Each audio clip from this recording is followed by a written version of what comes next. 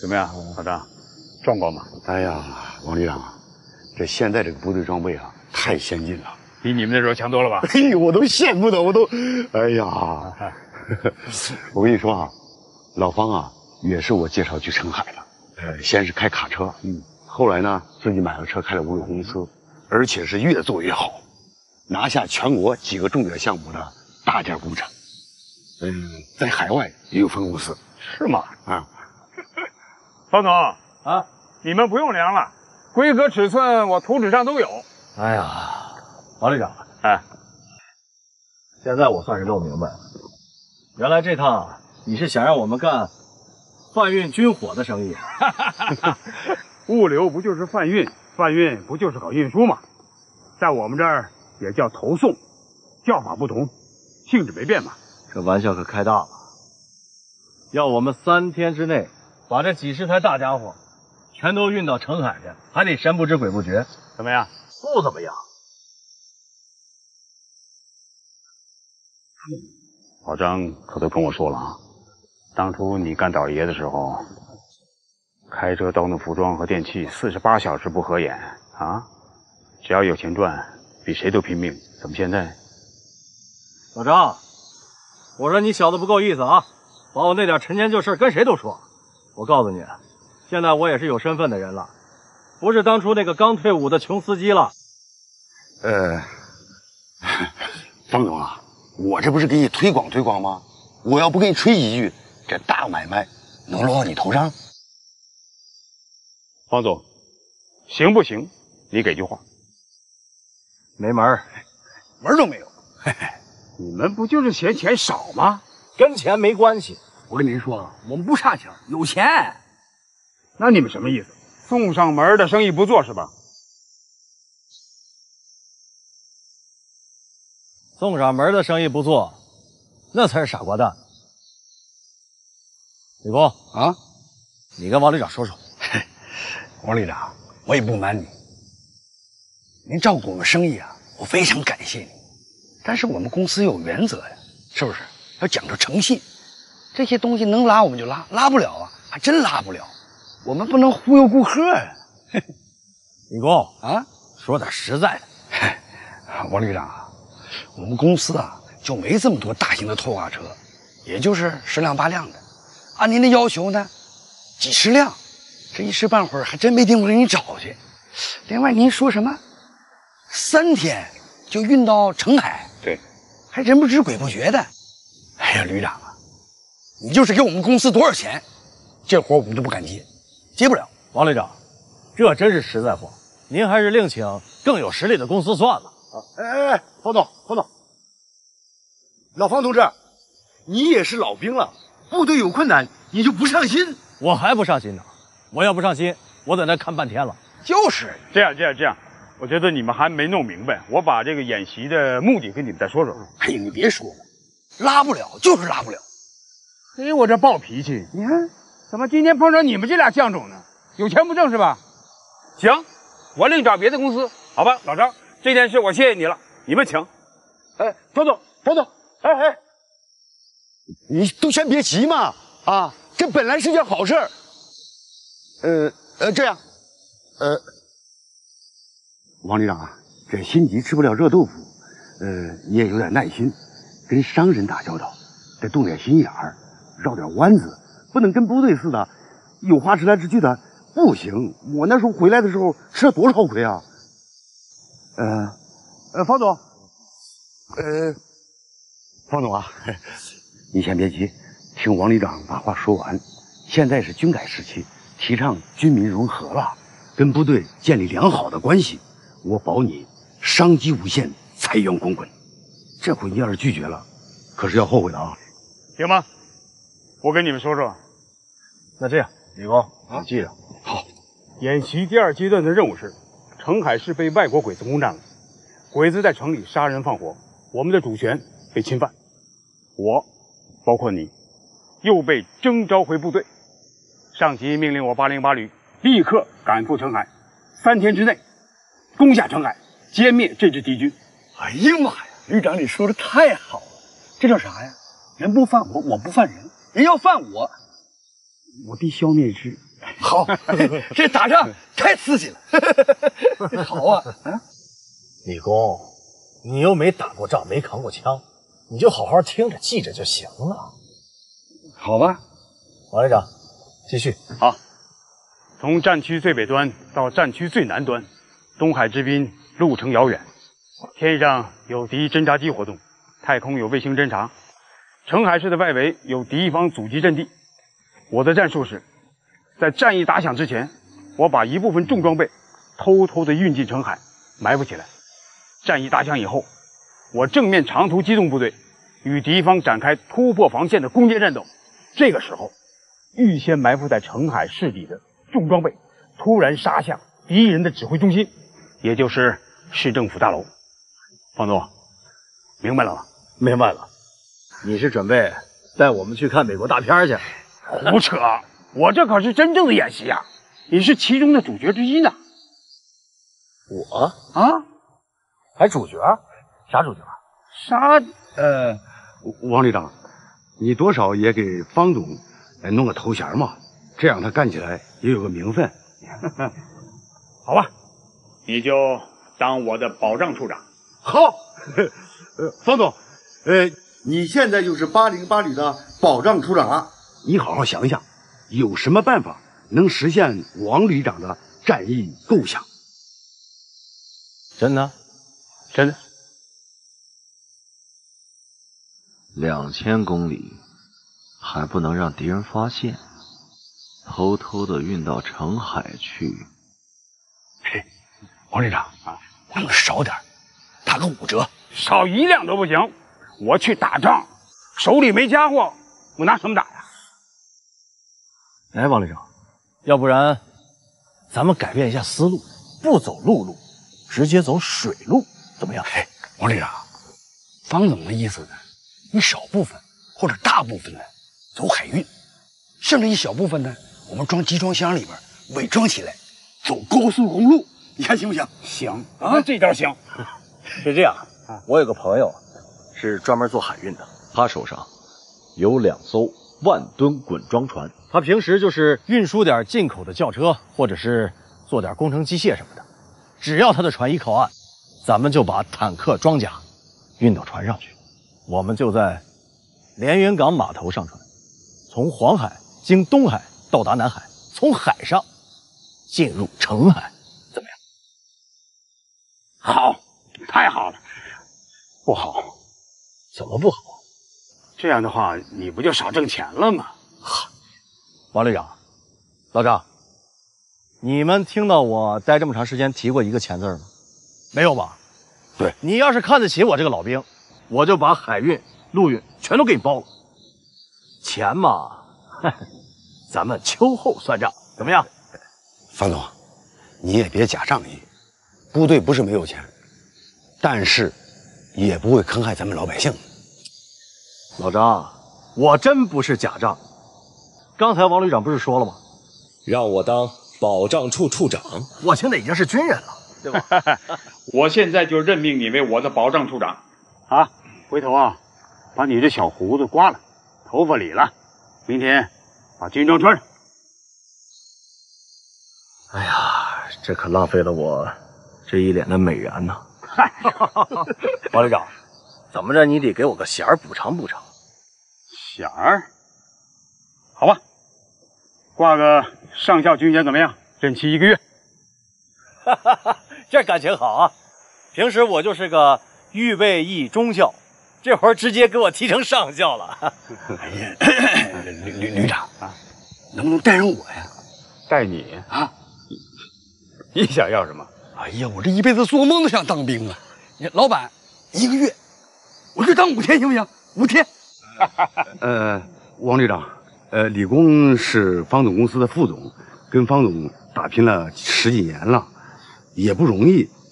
你看，这样吧，李工，给方处长当助手，当个中校科长吧。哎呀，谢谢旅长，保证完成任务，我给你敬礼。好。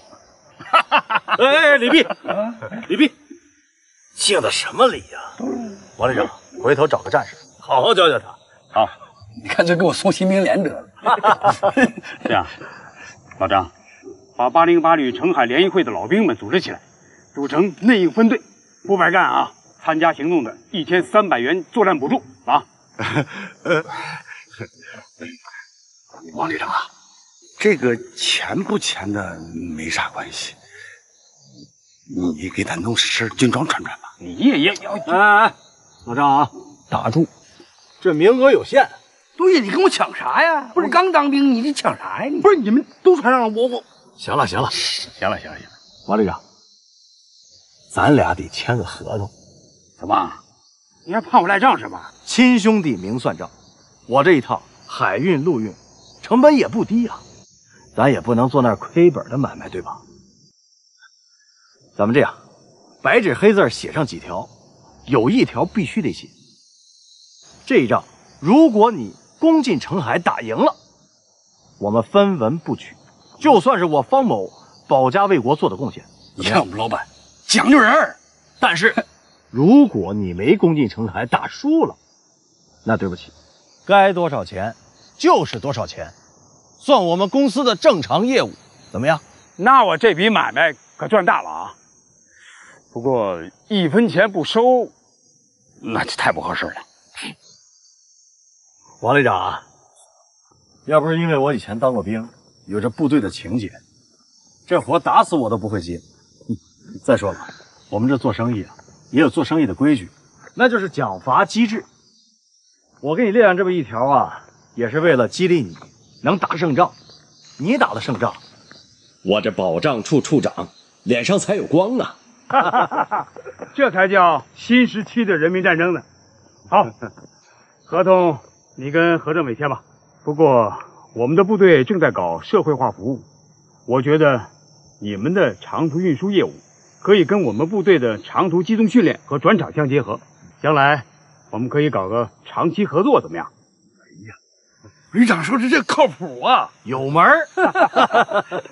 保障处长的命令我给你下了，从今天起啊，你可就是我指挥部的副总指挥了啊。所以这一仗，关键不在打，而在行。什么意思？你想啊，一支重装备旅，2000公里的长途机动，然后再潜入进城市，这个谁都想不到。因此关键在于行，而打只能是在巧妙的机动和成功的进入之后，才能达到出奇制胜的效果。这场城市攻防战要想取得胜利，关键是在于打出它的突发性，明白吗？明白了。不过咱们这么做会不会有点悬呢？舍不得孩子套不着狼，打仗可不像你们捏脚泡澡那么轻松啊！没有超常规的思维，没有冒险精神，别想打赢。行了，怎么打赢是我的事儿，全力配合保障是你们的事儿。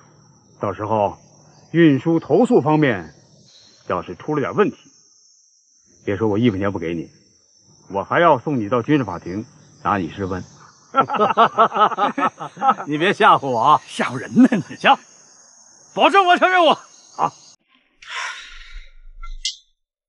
红军是怎么搞的啊？怎么能不按预案来呢？喂，我是黄参谋，接通了。好，太好了，把所有显示器都打开，前方信号过来了。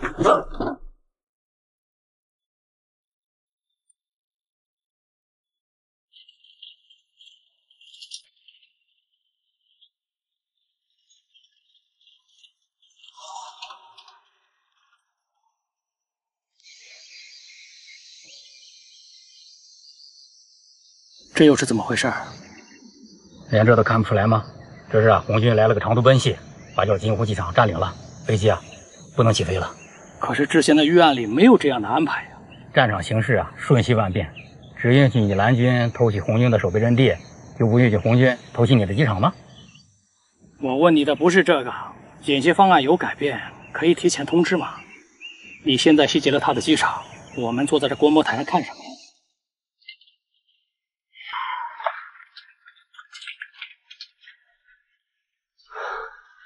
总指挥，我是前副总指挥啊。还不清楚是怎么回事，但视频上看清楚了，是红军的一支小部队突袭了蓝军的机场啊！使这个运输机无法落地，红奖兵无法登机。是，我马上问问清楚。黄参谋，到，你想办法联系上红军指挥部，问问这次行动是谁在指挥的。是。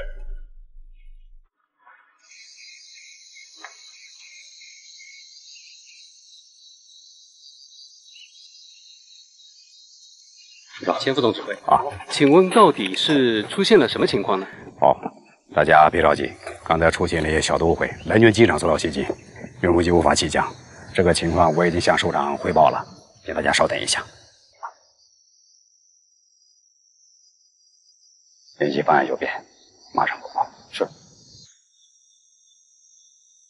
各位首长、嘉宾、专家、媒体朋友们，我们刚刚接到指挥部的通知，由于特殊原因，指挥部对原演习方案进行了调整，现在部队正在调动中，很快就会恢复演习，请大家回到自己的座位上。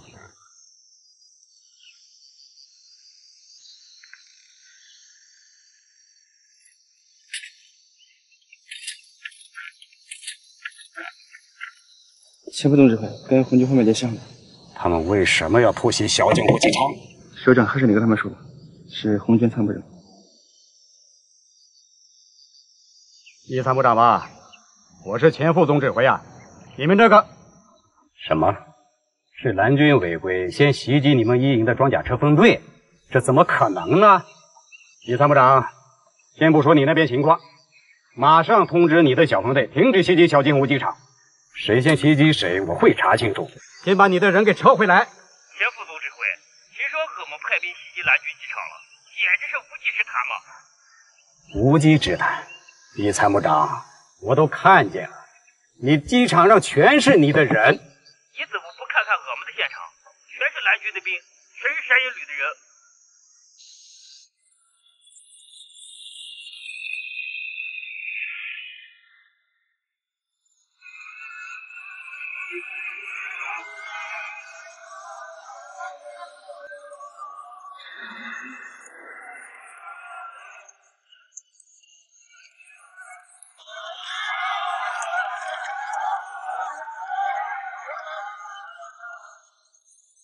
大家别着急，这里边肯定有误会。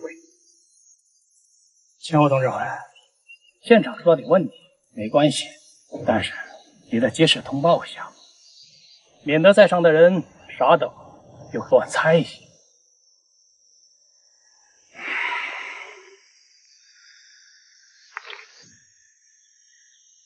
情况呢是这样的啊，按原定计划，蓝军空降兵分成2架运输机飞领红军阵地上空实施伞降，并占领阵地。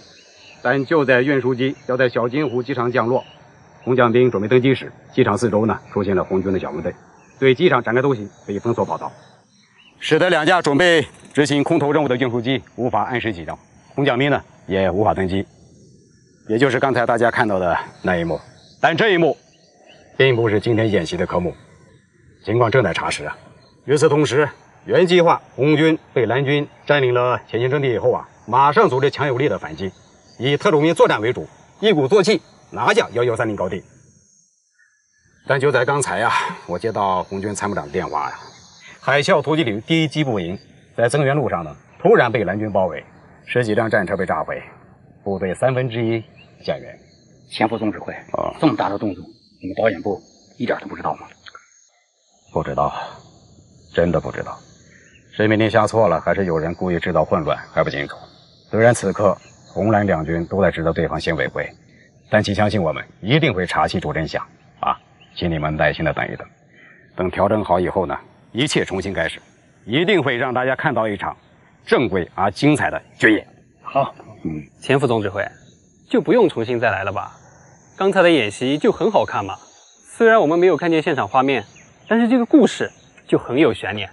对啊，继续演下去吧。同志们，这不是演习啊！今天的科目就是一次演示性的行动，还没有进入自主对抗阶段。我们将对违规者严肃处理。演习很快就转入正常了，请大家耐心的等他。韩组长，我出去一下。报告，进来。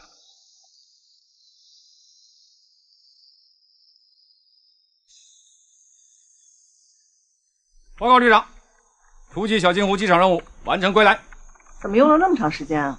我们为了不让山鹰旅发现，飞机绕了一大圈过去的。返航的时候，他们的雷达一直跟踪着，我们又绕了一大圈。到现在，夏侯兰他们到底都不知道是谁干的。好样的，干得好，辛苦了啊！哎，珊珊，你们信息情报中心没收到什么情况吗？现在啊，是山鹰旅在骂海啸旅，红军呢也在骂蓝军。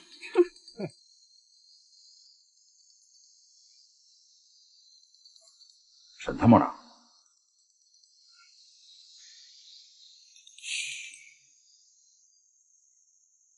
首长好，我是韩鹏。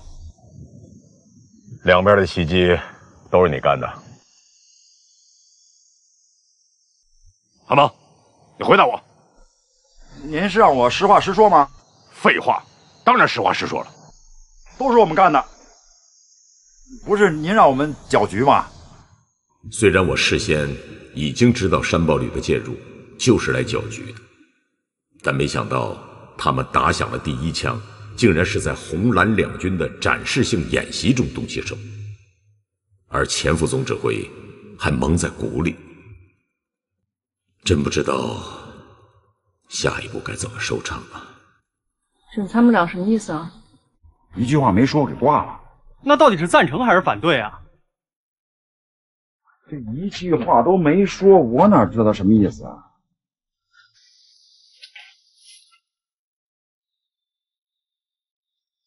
队长，回来了。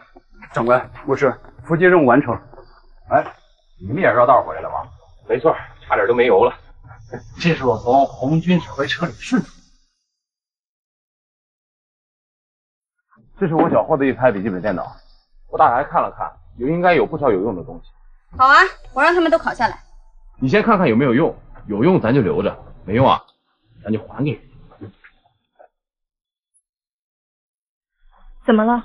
你们以为这台机器已经关机了，其实它里面还在工作。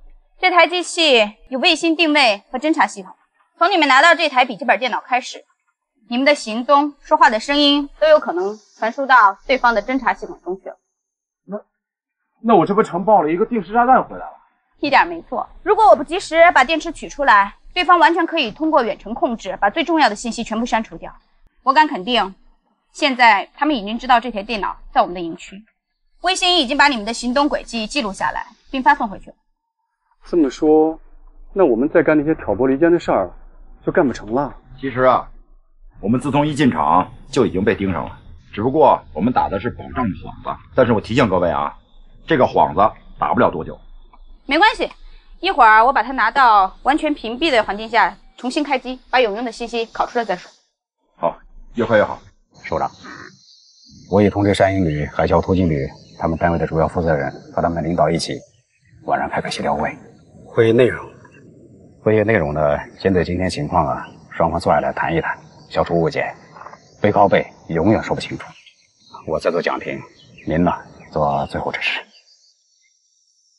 既然已经通知了，我看就开吧。好，那二位首长，我去做准备了。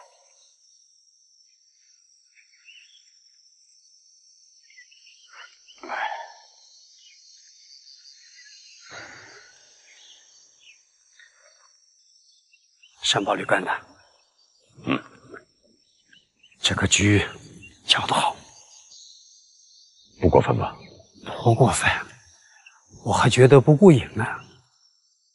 我们年年搞演习，月月搞演习，什么时候见过半路杀入个程咬金呢？要的就是把水搅浑，把局面搞乱。什么叫现代战争？你说得清楚。一句话两句话，还真的说不清楚。要想说清楚，也简单，乱，就一个乱字概括了。您这也太戏剧化了吧？哎，这不是戏剧，是哲理，这是我老婆总结出来的。你夫人是搞军事科学的？不是，她在社科院搞哲学。这几年，电视新闻、国际评论这些节目我经常看。中东、科索沃、伊拉克、阿富汗、利比亚、叙利亚，还有一些大大小小的冲突，我经常看。我一看这些东西吧，他就烦。我就跟他说：“你老公是搞军事的，现在打的这些仗，都叫现代战争。我研究它，就是为了打赢未来战争。你猜他怎么说？”夫人什么高见？什么现代战争？打法就一个乱。我说，难道就没规律可循吗？他说，我说的就是规律，规律就是乱。西方大国想打你，首先把你的国家体制搞乱，思想搞乱，派别搞乱，民族关系搞乱，宗教信仰搞乱，让你的经济乱，社会乱，党派乱，煽动民众炒政府、炒总统，全国是乱打乱战。这就是现代战争。战争乱，战法战术乱，战场更乱，一个政府岌岌可危，20-30个反政府武装出了争地盘，跟打群架差不多。有何感想啊？不无道理啊。回头想想吧，可不就是个乱吗？战略上搞乱，战术上打乱，非对称作战，不按常规出牌，打破传统思维模式，各自按自己的打法打。大国动用最现代的第5代战机，与手持 AK-47武装分子较劲，卫星侦察、网络攻击、信息作战，和二战时期的地雷战、地道战并肩使用。二战时期的炮也敢拉出来打，皮卡车成了标配装备，有什么装备就打什么仗，一切以打赢为原则，这也是一个规律啊。形成规律就成法，乱战也是一种战法。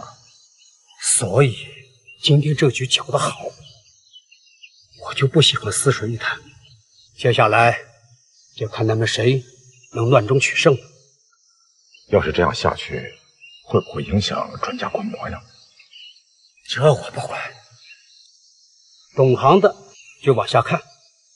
我们花这么多钱搞演习，不仅是搞表演，是要练我自己的兵的。还是谭组长看得远呢。晚上红南军开会，你也参加吧。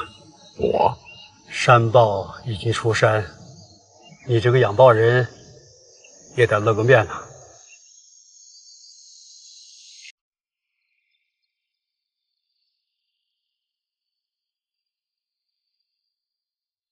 飞走了。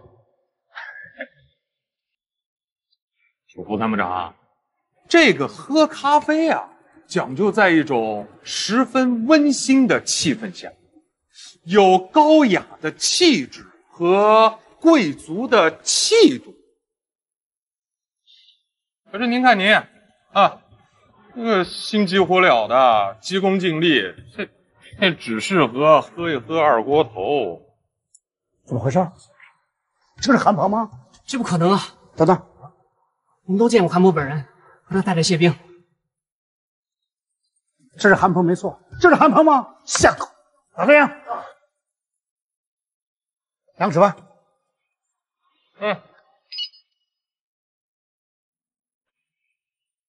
你看我说的吧，楚副参谋长还不相信？那你是谁啊？好，报告首长，我是山豹里机步营战士霍德。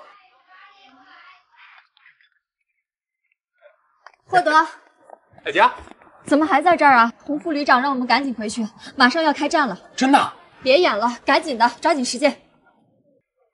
首长，我们要去参加战斗啊！不过这儿的消费啊，您尽情的享受。韩鹏旅长啊，已经把所有的消费全部买过单了。再见。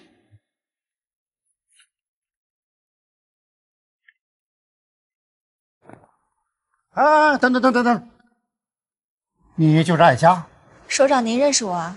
山豹里特战大队侦察排排长。是的。袭击我们远火部队的也是你？是我们特战侦察分队指示了目标，在远程火箭炮的每一个作战单元的指挥车上放了一个小贴士。什么？小贴士？是的。什么小贴士？小贴士？什么小贴士？什么小贴士？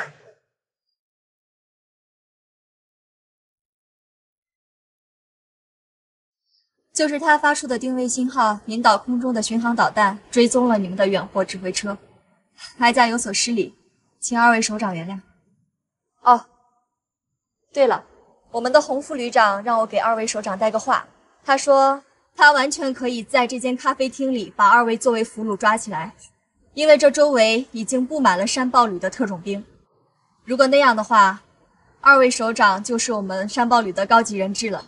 但是我们洪副旅长考虑到还是给老战友、老领导留个面子，就取消了这个计划。首长再见。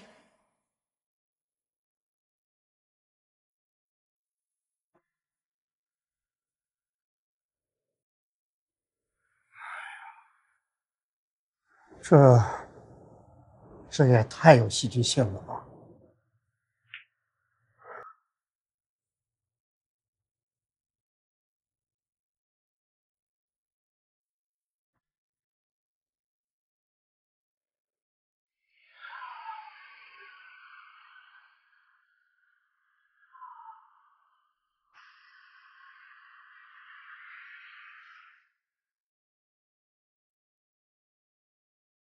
这就是那个一枪干掉2名杀人犯的丫头。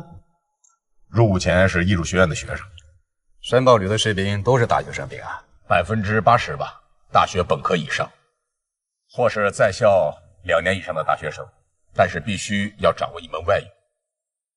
体质、体能、心理素质考核也都非常严格。我们给山豹旅一个特殊的政策，每个征兵季他们可以预招。由他们和人武部一起到大学去自主招募，初试合格后，再由征兵部门按照征兵程序流程审核，新兵营训练考核通过后，再进入山豹旅。对，这个专业和非专业呀是要有所不同啊。演习结束以后，我一定要跟韩鹏好好聊聊。我建议你啊，还是到山豹旅去看一看，去看看他们的营区，看看他们的训练，同时也可以看看他们的生活。我相信你们可能都会有更深的感受。这个建议好。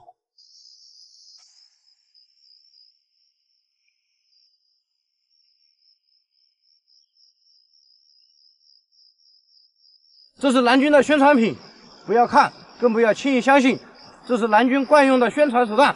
来，交过来。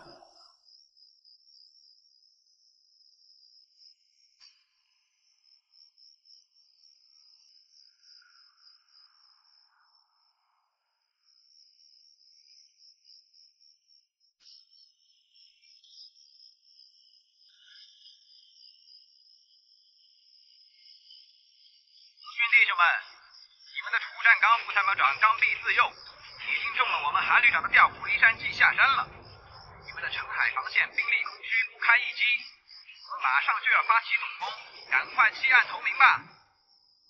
真没想到啊，你们能够抓住韩鹏。等你采访了楚副参谋长之后，一定能写出一篇绝对精彩的。马上把纪念品收了。你是干什么的？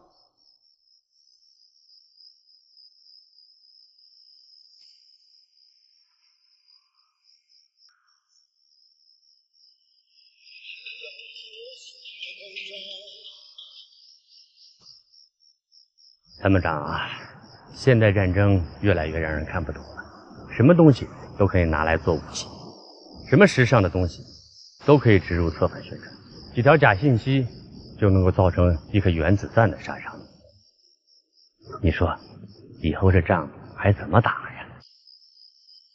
靠运气，听造化呗。好了，把所有东西都收起来，统一销毁。谁要是私藏了，处分。小王，先过来，我问你。小王啊，你也是老兵了，怎么一点规矩都不懂啊？藏这个干什么？我看这东西怪好的，稍微可惜。明年我女朋友就我生日，我想留着送给她。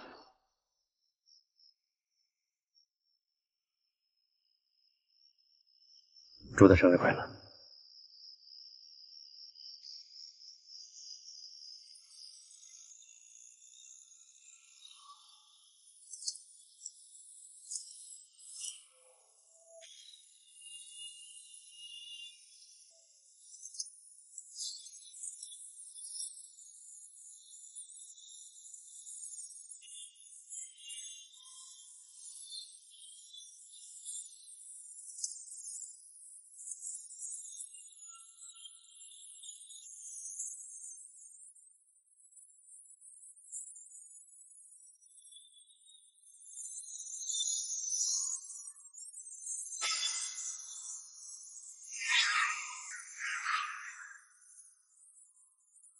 目标，蓝军舰船已经靠岸，蓝军步兵已经冲上来了，是否开枪？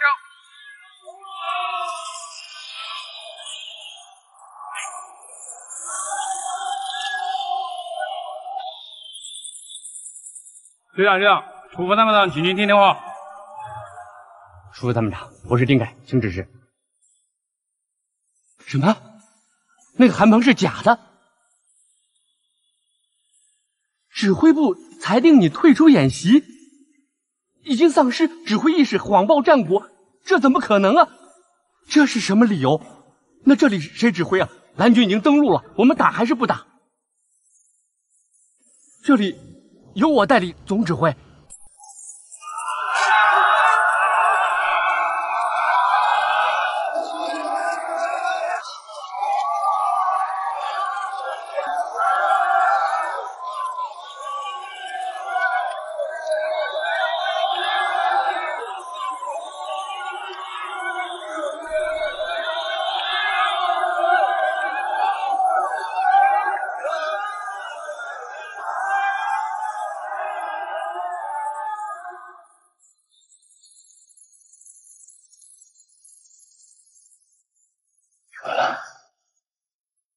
副参谋长到现在才交钱，回天无力了。不，我们一定要全力反击，马上组织反冲击。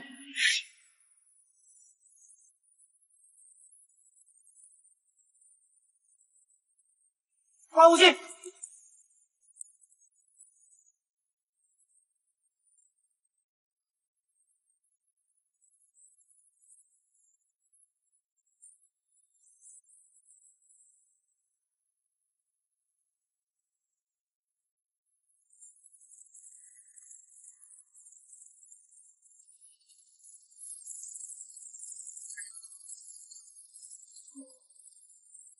副总指挥，老参谋长，我们已到达东平山山顶，我车手兵已占领山顶阵地。兵不血刃就攻下了东平山，这也太不可思议了吧！我想，指挥部裁决楚占刚退出演习，在士气上给红军极大的打击，加上前几次的指挥失误，有些意识混乱。其实从红军的远火被打掉那一刻起，他们的部署就乱了。但楚占刚最初决定把2个摩步营调上澄海防线，是一招高明棋。可惜又中了韩鹏的调虎离山之计，再加上楚占刚决心不狠，摩步营的增援计划又没有贯彻到底，结果让我们钻了空子。哎，佟政委，这楚占刚干嘛死盯着韩旅长一个人不放？他跟韩旅长的恩怨有这么深吗？这还真是个谜。也许只有楚占刚自己才能解释得清楚。但是有一点毋庸置疑，只有经历了战争实践，才能考验出一个指挥官真正的悍劲。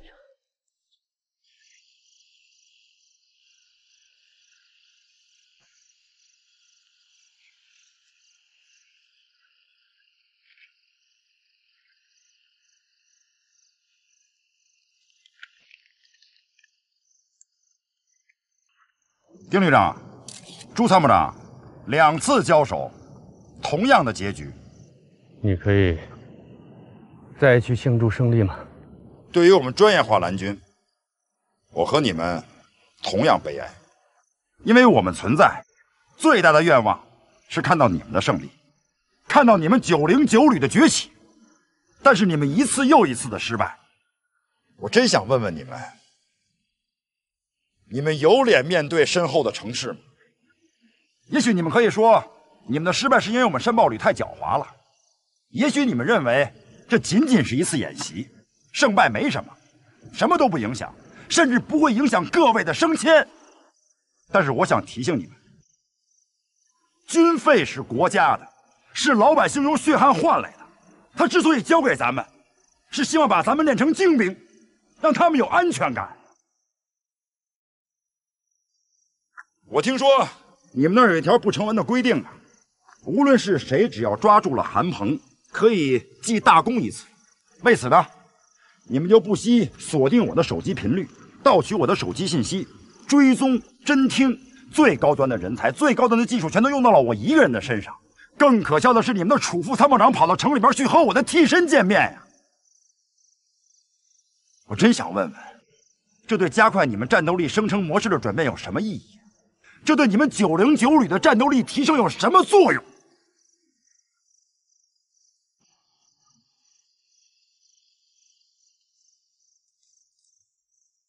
我们马上就要进城了，去接管澄海市的防务，重新面对老对手。演习结束了，谁赢了？没有结果。这叫什么演习啊？各种议论都有。议论啥了？楚山刚败了。首长什么态度？只有掌声。掌声是褒奖。针对演习过程，确实精彩。等首长的奖杯出来就知道。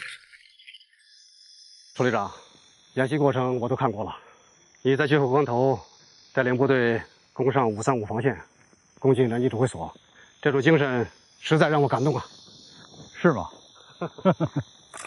楚旅长，你指挥过的每次演习，我都没落下过吧？要不说你是军内资深记者了。你和王可征旅长都是我的老朋友，可王可征跟你的状态大不一样。好，那说说，我们俩跟同一支蓝军对抗。没有可比性。王旅长这一次真是太失水准了，而你在面对这么不讲规则的对抗中，能够表现出临危不惧、一往无前的勇气和敢于胜利、善于指挥的精神和意志，我认为你表现出了新时期一名高级指挥员的精神风采。过奖了，楚旅长，我采访过全军很多次军事演习，但这次演习的模式跟以往有很大的区别。出现了一支专业化蓝军部队，我很想知道你对这种对抗演习的模式，或者说是对这种专业化蓝军是一个什么样的看法？你呀，应该去采访王可征旅长，他是第一个跟山豹旅交手的，感触比我深。可王旅长拒绝了我的采访，为什么？可能是这次的失败对他的打击过大吧。不会吧？哎，参谋长，我跟政委的意见是啊，这次演习啊，就不要集中讲评了，各部队呢带过去，自己进行总结，就山豹旅前后2次作战，分别做出2份详细的战法分析报告，要有思路。有磨练，有战术，有战法，一些演习成败的经验教训，主观和客观的认识。我想让山豹旅的2位主官把这2份报告啊亲自交给808旅和909旅，然后让他们主动的把这次蓝军的底也交给对方，这样的话有助于他们双方之间的学习和交流。哎，政委，你的意思呢？好啊，胜不表扬，败不指责，找差距，找不足，找原因。当成808、909 2个旅的首要任务。哎，等等，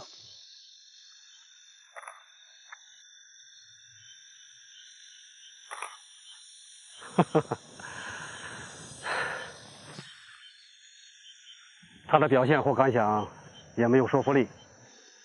他所指挥的红军在蓝军面前几乎就是不堪一击。而你却不同。你跟这支蓝军对抗，打到了最后1秒钟，虽败犹荣啊！我不认为红军失败了，我们在规定的时间内攻上了535高地。可导演部认为，红军最终并未占领535防线。那就是规则模糊不清的问题了。但红军尽力了。有目共睹啊。但是也有人说，909旅是在跟半个山豹旅对抗，就像下象棋，对方是在让你一支车或一支炮的前提下。哎呀，朱轩老弟啊，我可以明确的告诉你，在此之前，我对这支部队，对韩鹏这个人，听都没听说过。是啊，信息不对称，也是一种不公平。暂且不论胜负，我倒是很想听听你这位亲身经历者的感受和看法。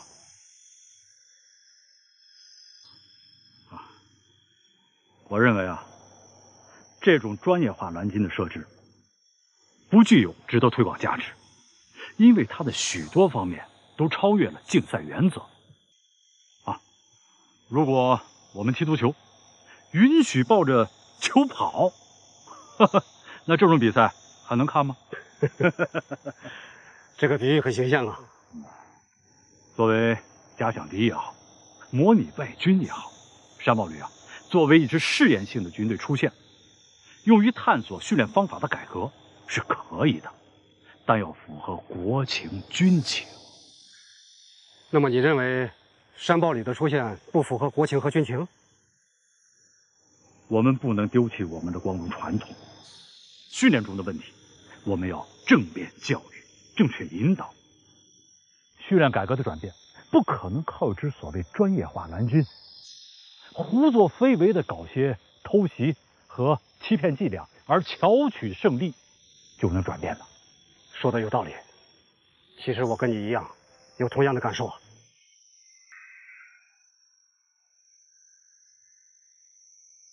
适配一下。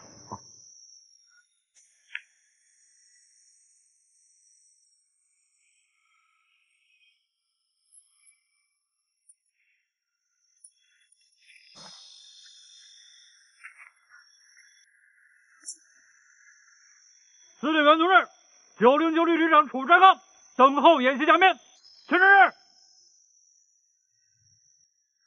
楚占刚同志，这次演习就不讲评了。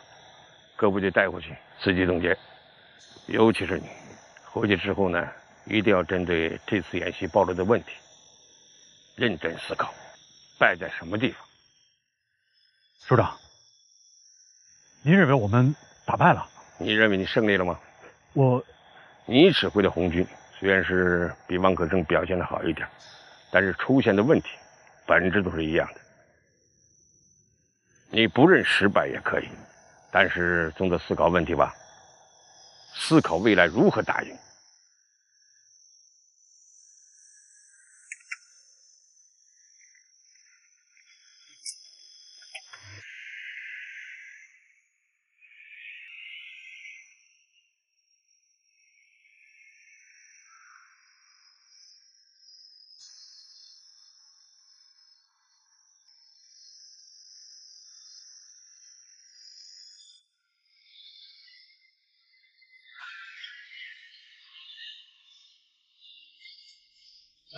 昨天晚上的建议十分有效啊，成功的摧毁了红军的炮腿阵地。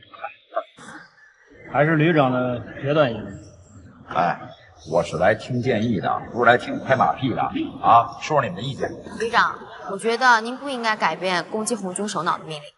是的，在战场上机会只有一次，果断是一名优秀指挥官的基本素质。而你，猫腻。这个我承认，但是啊，决定这个手下留情的是咱们的佟政委。政委？为什么？我们是蓝军，不是敌军。演习的目的不只是为了打赢，而是要发现问题。我看楚旅长未必领情吧。这个呀不重要，只要达到双赢的目的，这场演习就没白打。不对吧？应该是2个红军旅双败。旅长说的双赢，不是输赢的赢，而是要赢得经验教训，赢得理念更新，看到不足和差距，发现训练中的问题，找到提高战斗力的方向。太理想化了吧？我觉得有点一厢情愿。我敢说，王可争还有楚占刚没有一个会服气的。不服就对了。哎，咱们是军人啊，咱们身上就得有这种不服输、不怕输的勇气。如果因为这么一仗就认栽了，我还真瞧不起他们呢。你这是怎么了？来，吃吧。蓝军出击显神威，战区陆军专业化蓝军部队首战告捷。刚刚组建仅半年的山豹旅，是我战区陆军第一支专业化蓝军部队。在刚刚结束的决战2017实兵对抗演习中，以半个旅的实力，连续击败号称华北虎陆军第808旅和号称华南虎第909旅。山豹旅旅长韩鹏在采访中告诉我们。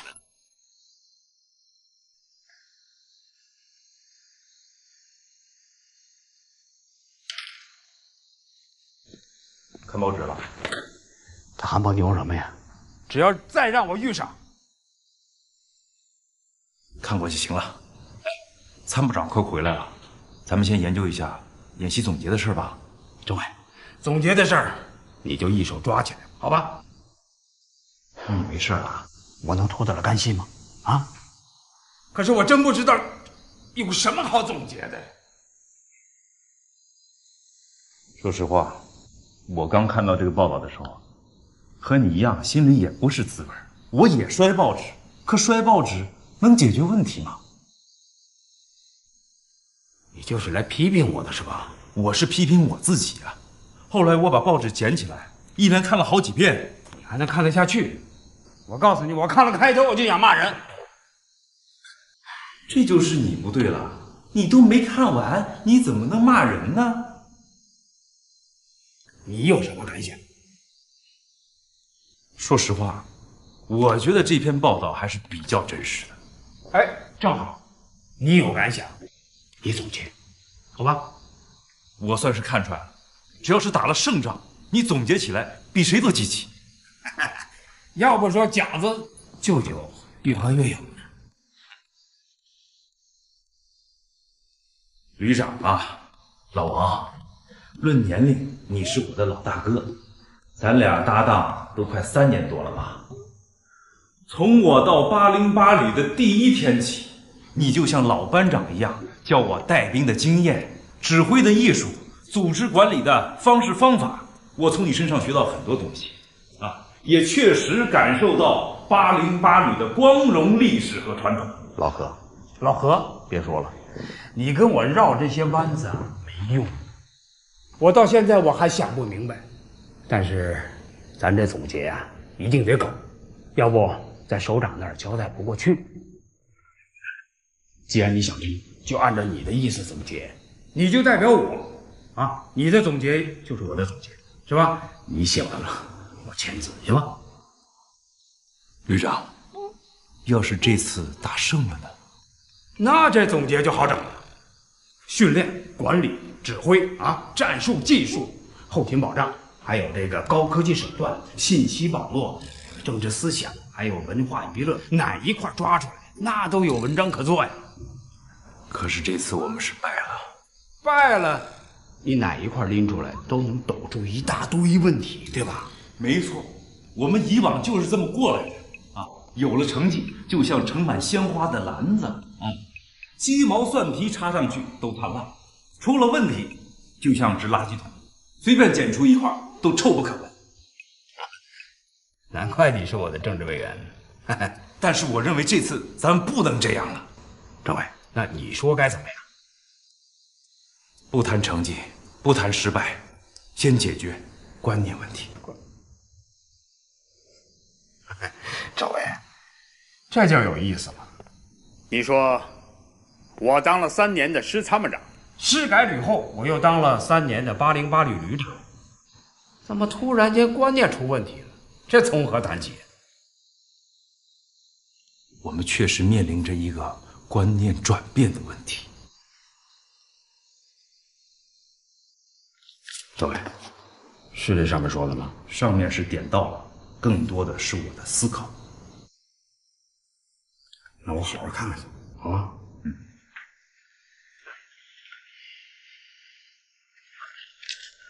哎，不过最近也不光都是坏消息，也有好消息啊。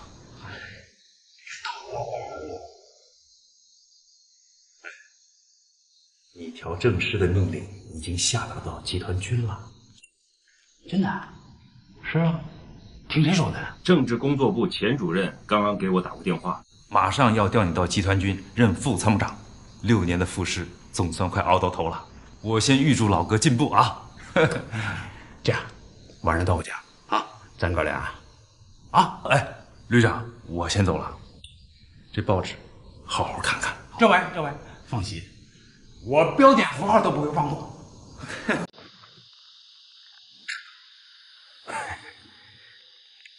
充分专业。听说入伍后经过多所军事院校进修，是战术学博士。博士。现在一上来就让咱们跟一支从来没听说过、组建才半年的什么山豹旅打对抗，从资历、实力到经验，哪方面都不对称啊！这不就跟俩人下象棋一样，你一上来让我一车2炮，明摆着看不起人吗？你说的也是啊。我当然更喜欢棋逢对手，将遇良才了。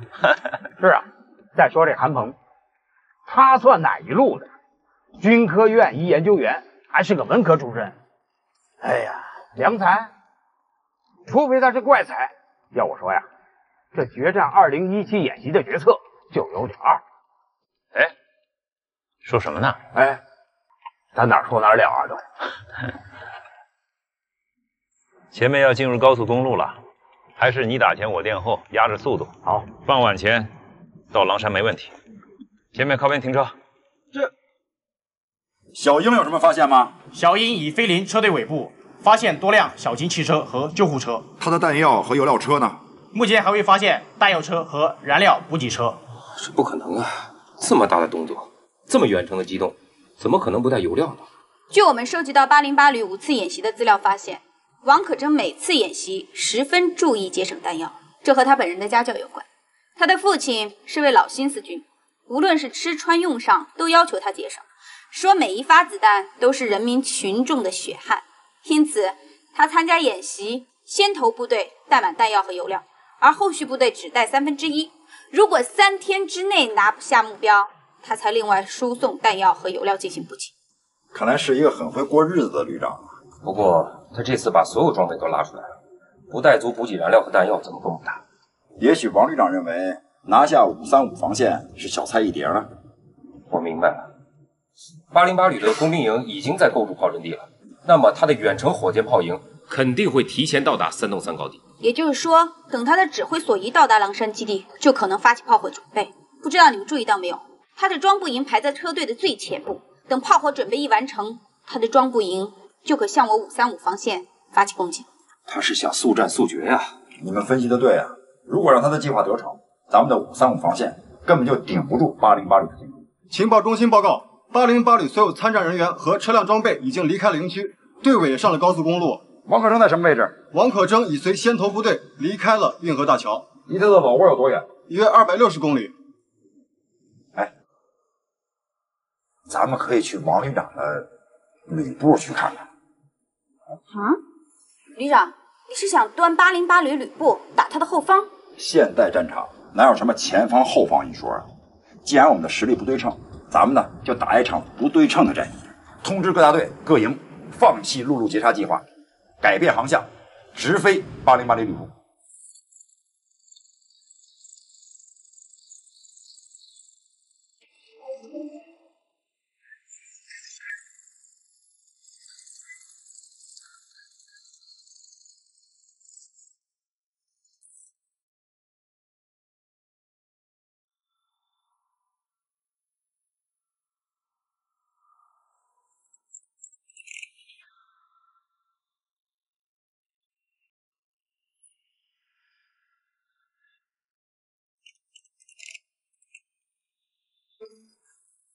无人机怎么了？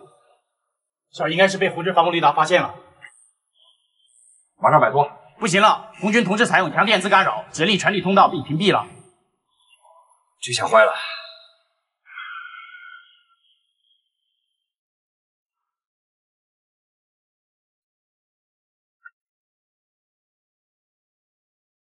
什么事？报告旅长，有一可疑飞行物被我雷达发现，现已将目标锁定。我们分析，很有可能是蓝军伪装成飞鸟状的无人侦察机。把它给我打下来。是。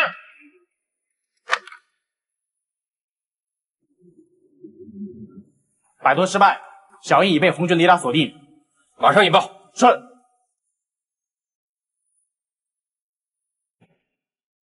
指令信号一直被屏蔽，操控失败。算了，舍不着孩子套不着狼，就当送给红军的一个见面礼吧。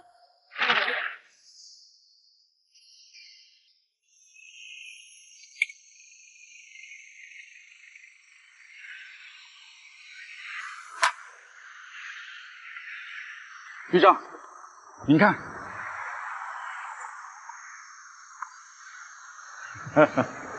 就这几个屁孩子还跟我玩跟踪游戏，真是不知天高地厚啊！旅长，蓝军很可能将侦察情报实时传回本部了。他们能侦察到我们什么情况？我们的行军路线是公开的，要交手到狼山基地过招吧。半路上弄只菜鸟飞来飞去，管屁用！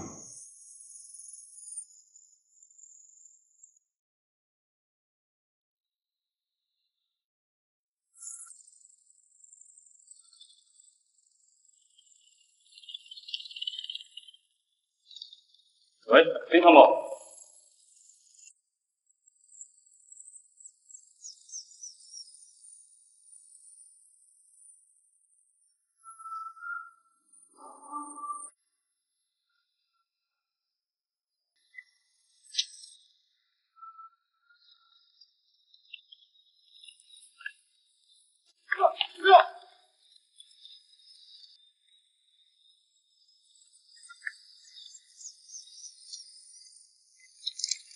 你们是哪个单位的？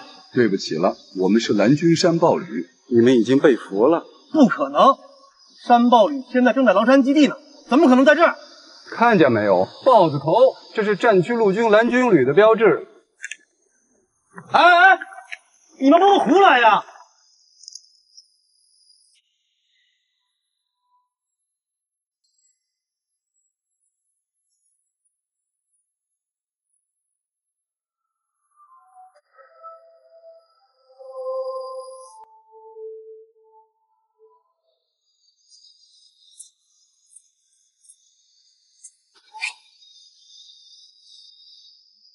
报告长官，808守备人员已经全部被我控制，弹药库和油料库已被我封锁。经初步侦查，火车专运线上停着12车皮经过伪装的弹药和油料，把他们的弹药库和油料库全炸了。报告演习指挥部，蓝军已经占领红军808旅部，战况随后上报。是。哎，对了，你不是要向你们旅长汇报情况吗？现在可以汇报了。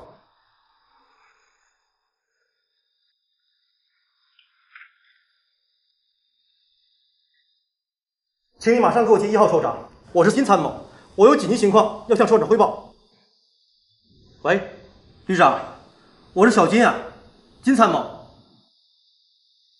咱们旅部，咱们旅部，还是我来汇报吧。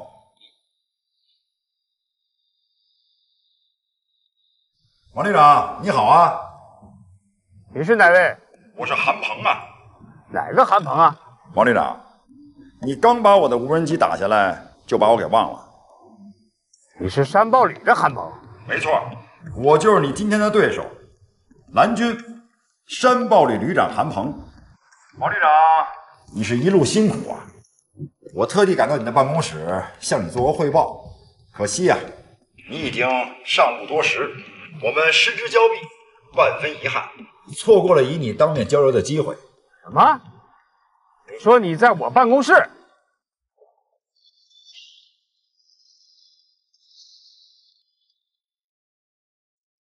这是什么情况？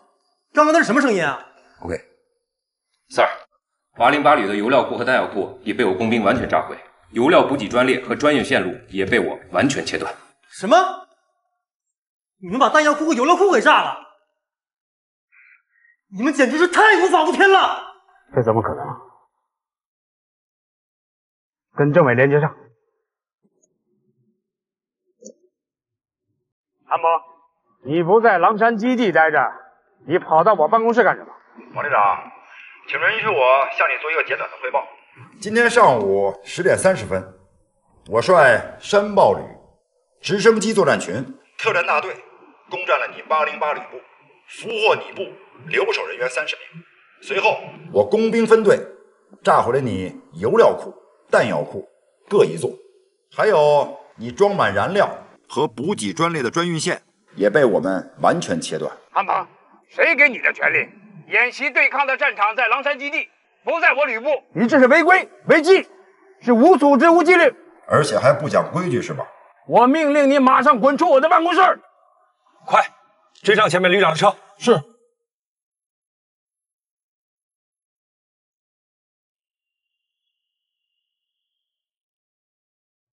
王旅长，你先不要生气。按照战区陆军下达的演习预案，你率兵攻打我狼山535防线，这是一点错都没有的。但是现实情况变了，我们呢不想待在535高地上，等着你的远程火箭炮的炮弹把我们炸得粉身碎骨。你是干什么的？你到底想干什么？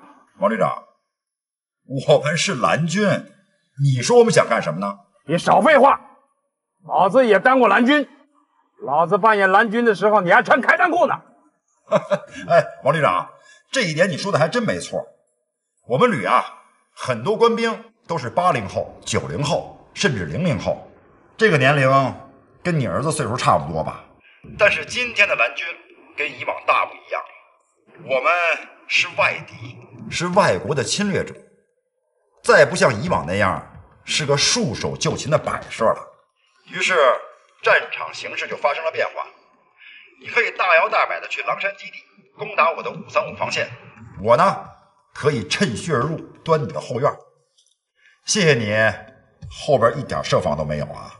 你那几个哨兵弹夹都是空的，可以让我兵不血刃就大摇大摆的坐在了你旅长的宝座上。王旅长，你从来都没这么玩过吧？无聊，无耻！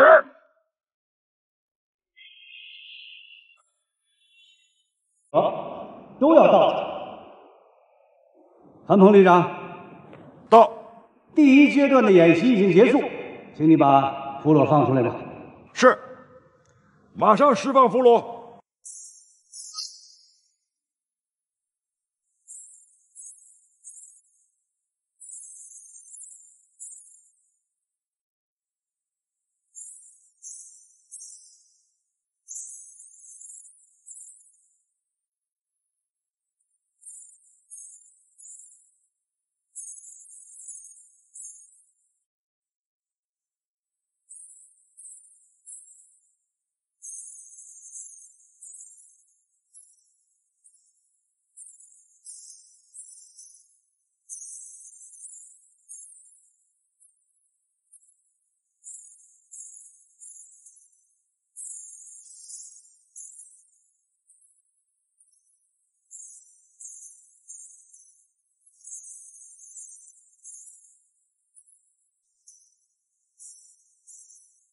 同志们，今天请各大单位武官到场来参加这个大会，而且是安排在晚上。可能有些同志想不通啊。首先，绝大多数单位没有参加这次演习，甚至不清楚这次演习的内容和规模，更不清楚战区陆军搞这次演习的真实意义。其次，参与和参加这次演习的各大单位也不清楚为什么要在今天晚上，也就是演习开始的当天，要召开这个总结大会。有关这2点啊，司令员在讲评的时候会向大家说明的。今天的会议一共有3项内容：第一，通报演习最终结果；第二，讲评；第三，宣誓部署第2阶段演习，3项内容要在30分钟之内完成。下面请陈军参谋长宣誓通报。第1战区陆军决战2017实兵对抗演习第1阶段任务圆满结束。演习于今天上午6时开始，于下午16时结束。演习预定3天。演习内容和任务是：红军主力3天之内攻取由蓝军防守的狼山训练基地535防线，为红军胜利；否则为红军失败，以此检验红蓝双方综合军事实力。演习在当日10个小时内完成，并取得了令人耳目一新的战果。经演习指挥部、演习导演部会同陆军机关军事专家的意见后，评判裁定，蓝军山豹旅用了不到4个小时，利用直升机、大集群大纵深突袭，攻占红军旅部机关，炸毁了红军的弹药库和油料库，完全切断红军的后勤补给线，并且有效利用伪装战术，阻止红军行军速度。在红军已丧失持续机动作战能力条件下，演习导演部曾裁决红军失败，下达了红军退出演习的命令，但红军并未执行，继续按原定计划向狼山开进，并命令其配属炮营向蓝军阵地发起了炮火攻击。蓝军随即应变，并设计在红军进行途中将红军主力第808旅军政主官升旗，致使红军指挥系统完全瘫痪。演习以蓝军全胜圆满结束。现在我代表战区陆军作战部宣布，陆军808旅退出演习，返回驻地认真总结。演习通报宣读完毕。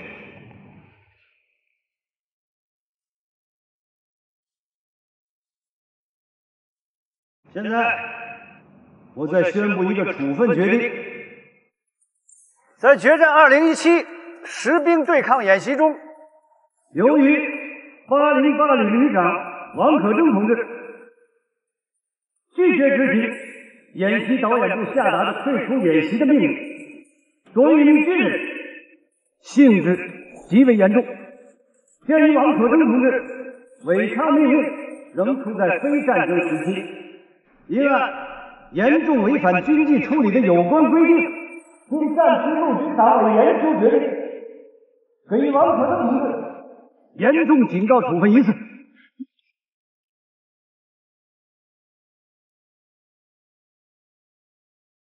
下面进行大会第2项，请邢司令员讲评。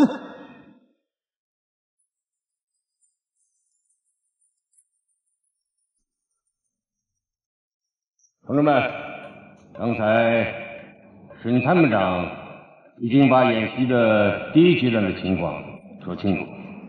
既然是现场讲评，那么我们就从现场开始。刚才呢，彭政委宣读了对王可征的处分决定，我想大家都听得很清楚。这不仅是对王可征个人的处分，也是对我们在座各位军官敲响的警钟。现在呢，军改已经步入深时期，可我们有些同志呢，他的思维还停留在军改之前的军区时代，因为自己有点功劳，资历较深，曾经是先进典型，你就可以违纪违规，不执行命令，出事无补。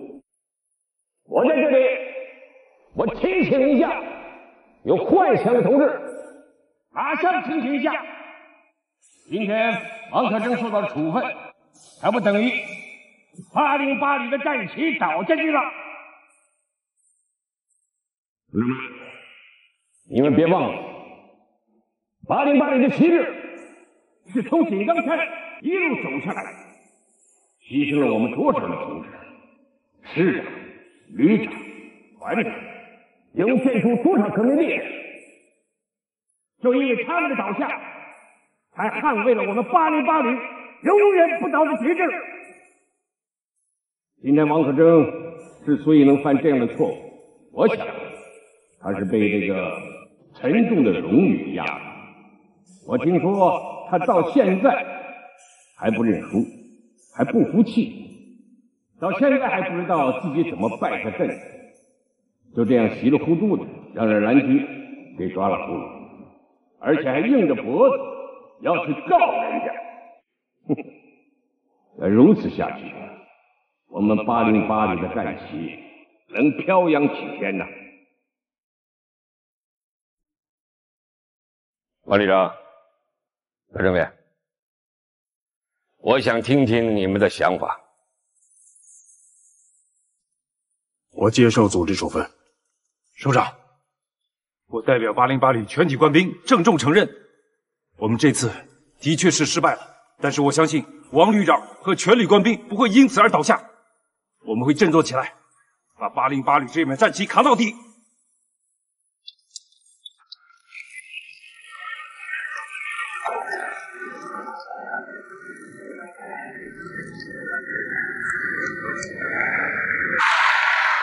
好，有决心就好。但知道为什么会败吗？啊，我不需要你现在回答，我也不相信你现在的回答。回去呢，好好总结一下，研究一下败因。摔倒了没关系，爬起来就好。就怕你弄不清楚你为什么摔倒，那你肯定还会有第二次摔倒。到那时候，就没有那个机会了。是，我们回去一定认真总结，查找问题。坐下吧。同志们，我们这次演习的胜利者是第一战区陆军新组建的专业化蓝军部队山豹旅。今天呢，也是山豹旅首次跟我们大家亮相。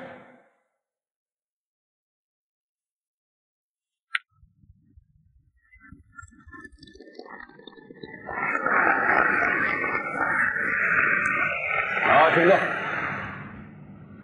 同志们，山豹旅作为战区陆军新组建的一支最年轻的作战部队，山豹旅的诞生标志着一个全新的兵种出现。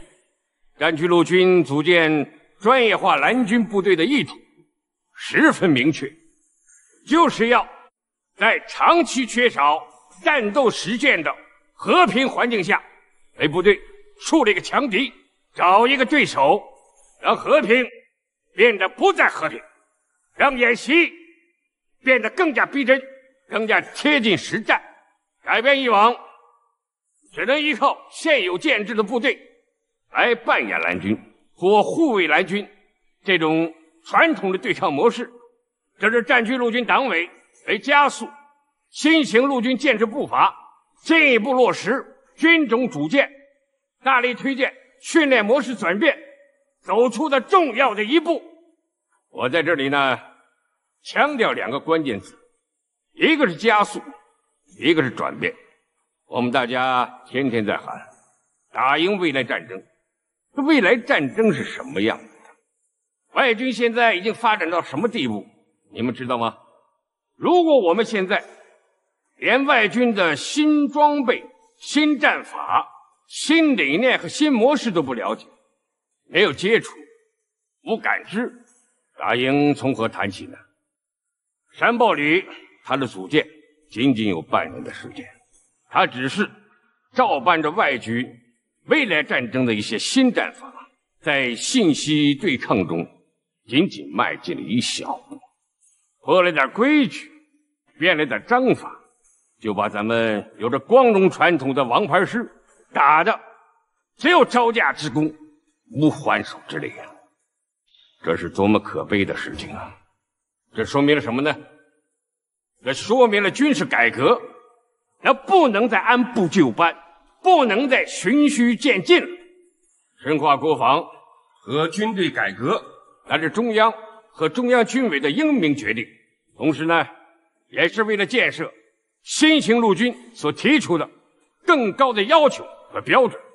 转变那不光是编制体制和机制上的转变，更重要的是理念上的转变。转变肯定会遇到一些一时搞不懂的东西，但是我们要勇于去挑战，让自己尽快的去适应新的军旅体系、新的思维方式和行为模式。如果我们不再加快转变，特别是理念和观念上的转变，我们在座的很多同志就会被淘汰出去。同志们，新一轮的军改正在考验着我们。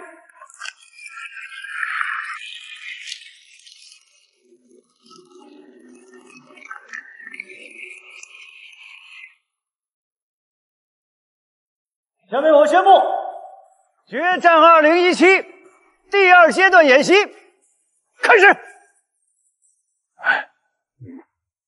这第2阶段谁跟谁打呀？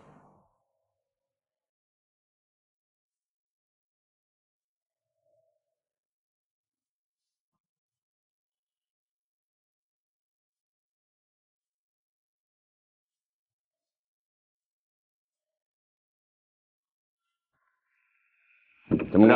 都发什么了？没参加过演习吗？808旅已经败北了，可是山豹旅呢，现在还在部署着535防线。你们要是谁不服，找山豹旅去啊，跟他决一雌雄。怎么样？谁敢站出来？司令员突如其来的发难和反常规的路数，弄得高级军官们不知所措。凭楚占刚的指挥才能和909旅的实力，他完全可以站起来应战。但瞬间的冲动之后，他又冷静下来。集团军李副参谋长升任参谋长，楚占刚又是接替李副参谋长位置的第1人选。在这段时间里，如果有个闪失，谁又能保证对个人的前途命运没有影响呢？于是，谭组长，好了，可以通行了。怎么？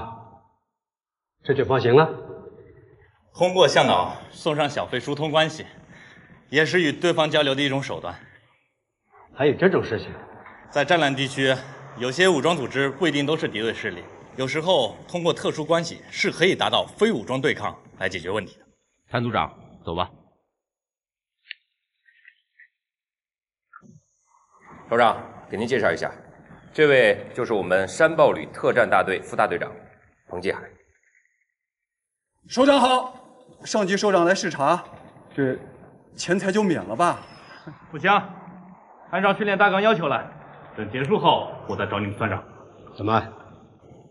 这也是你们训练科目之一吗？没错，他们算是中立派，是可以买通的。谭组长，咱们走。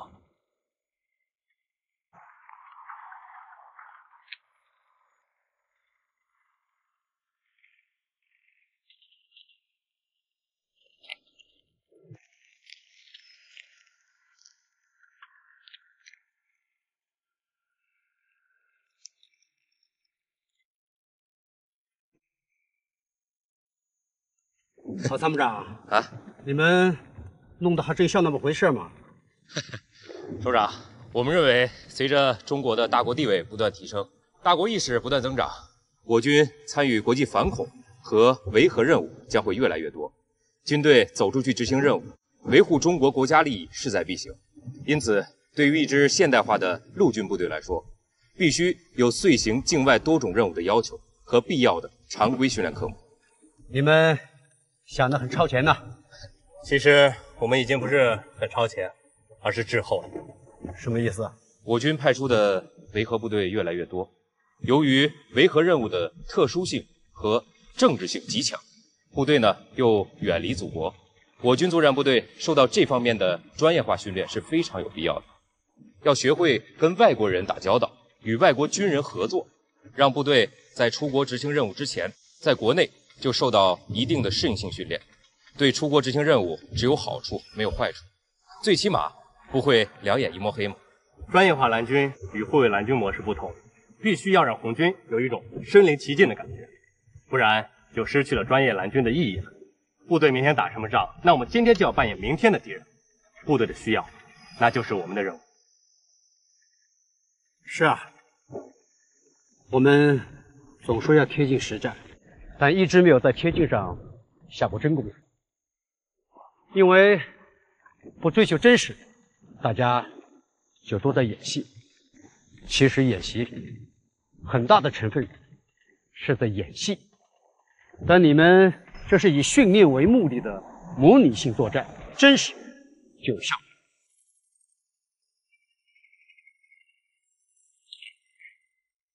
洪副局长，洪副局长，你带首长到3号指挥所休息，沈参谋长马上就赶到。明白，3号指挥所。郝参谋长，洪副局长说沈参谋长一会儿到3号指挥所，让我们在那里会合。好，我们赶回去。首长，这天儿太热了，咱们换个地方聊聊。好啊，走，走。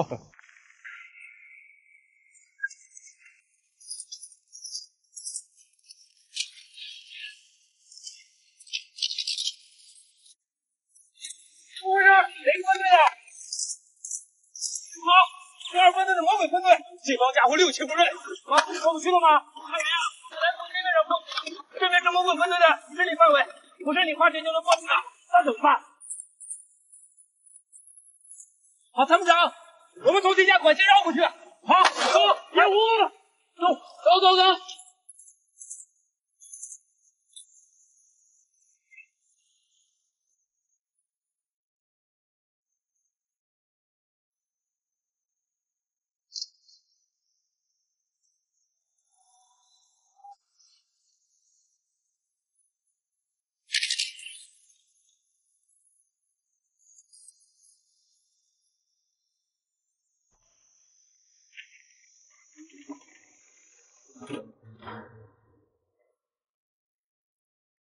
这边能不能通到3号指挥所？侯班长，把地下官网的资料调出来看看。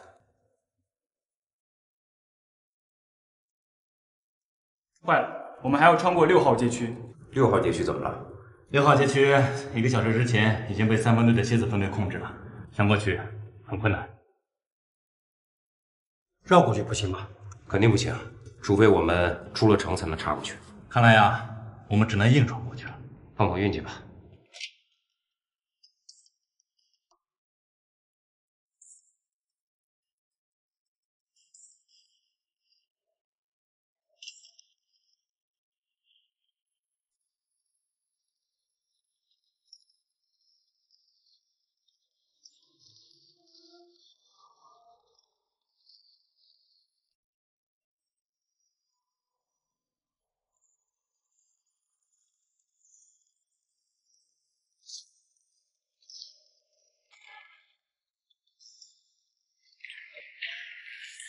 首长，现在城市作战和过去的城市巷战有所不同。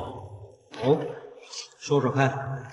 现在城市作战的战场一般可分为5个层楼：街面和街区，也就是地面部分；地下部分就是我们现在四通八达的地下管线走廊；大城市还有地下交通网。街面以上是楼层、院落，包括商业街、办公楼和居民住宅楼。这些楼宇建筑结构格局复杂，攻守双方都可以利用。还有就是顶层和城市上空，这样的战场形态构成了复杂多样的攻防阵地和火力点，重装备很难施展。这就要求我们必须对城市的规划、对建筑的结构有相当的了解，战法、战术和心理攻势那都与过去的阵地战不一样。还要考虑普通老百姓的生命财产安全啊。没错。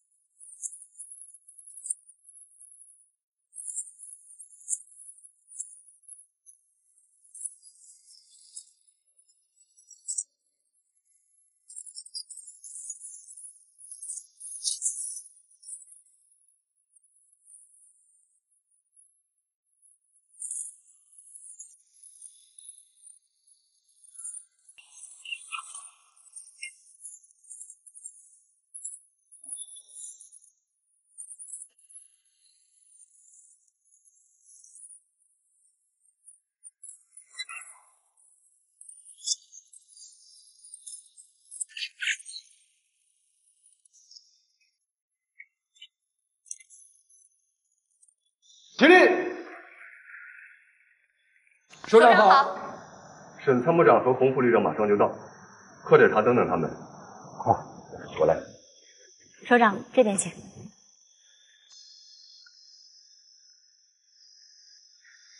首长。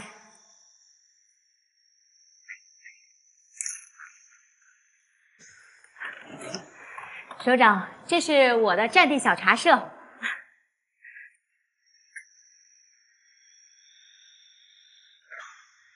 来，请您品品我的茶。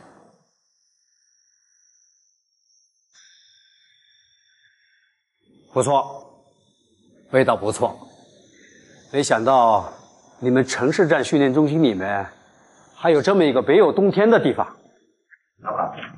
哎呦，这挺热闹啊！首长啊，好。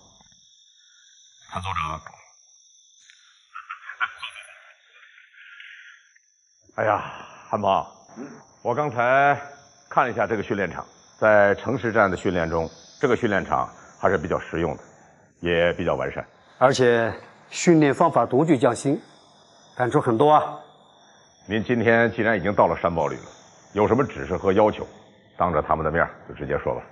最近军委工作组准备在年度跨战区对抗演习中，加入专业化蓝军对抗训练的内容。已经安排了空军空降旅、山鹰旅、海军陆战旅、海啸突击旅进行一次山地战对抗演习，代号为“勇士行动”实兵对抗演习。两支部队已经进场训练1个多月了。那这么说，我们没戏了。是的，可是后来有人提出要加戏，麻烦就出在你们沈军参谋长这里了。2个月前呢，我在全军训练工作会议上汇报了山堡旅的训练情况，陆总领导和军委领导都十分重视。前几天呢，突然指示要我们山堡旅也参加勇士行动，不设预案，不给准备时间，包括我们扮演什么角色，是蓝是红，都没有肯定。谭组长又是勇士行动的演习总指挥，他就犯难了，就跑过来想跟你们商量，想听听你们有什么想法和要求。这回戏好看了。戏？什么戏？这不是《三国演义》吗？这回的观摩团可是军事专家，他们可不是来看热闹的，是看门道的。不管是《三国演义》也好，《三军演义》也好，你们山堡旅是必须参加的。参演部队的基本情况已经上报，现在难就难在山堡旅去了干什么，演什么，展示什么，怎么给专家组解释这次演习的目的和内容。勇士行动演习中，海陆空都有了，肯定热闹非凡，重点分成啊。山堡旅参演是确定无疑的，但是怎么参演，到时候再说。什么时候出发？明天。可人家红蓝双方演习预案已经有了，咱们既不是红方，也不是蓝方，打谁不打谁都不清楚。这去了不是搅局吗？对，就去搅局。同志们，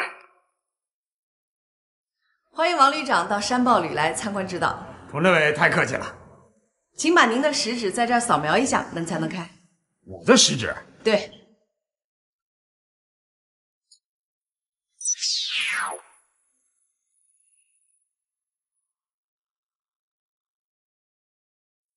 哎，这里怎么会有我的照片信息？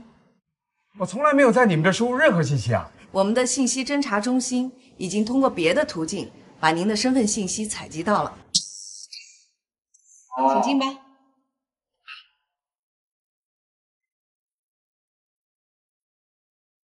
王旅长，我们曾经是对手，知己知彼是赢得战争的首要任务。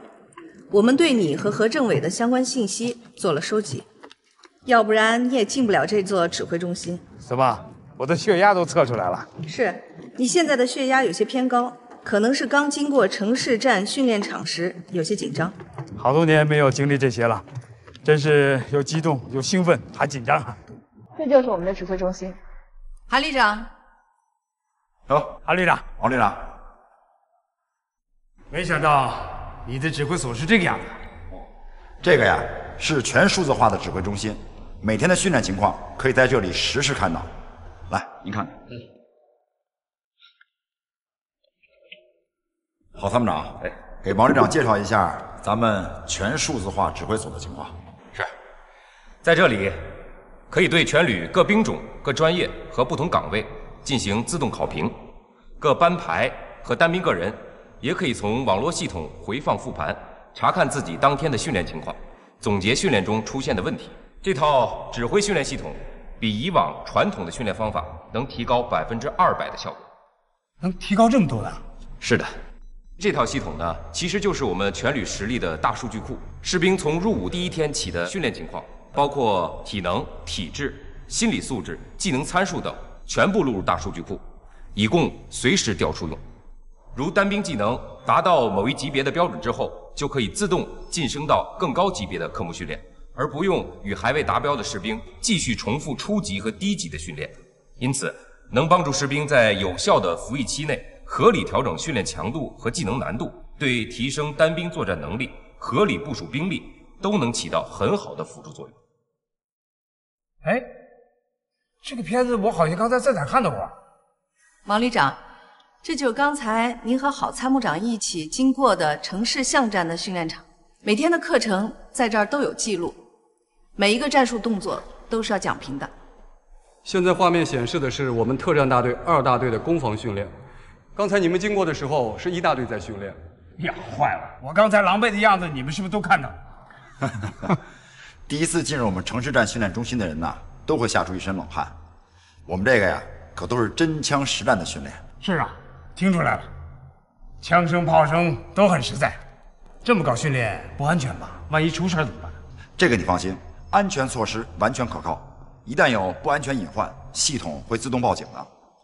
不过，像刚才王旅长那样镇定自若，也是我们学习的榜样啊。我不信您自己看看。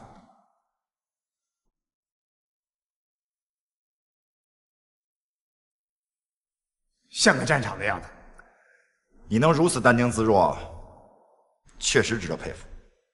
我是上过战场，打自卫反击战的时候，我们是第一批冲上敌人阵地的。第一次上战场遇到的第一个敌人不是对手，恰恰是我自己的恐惧。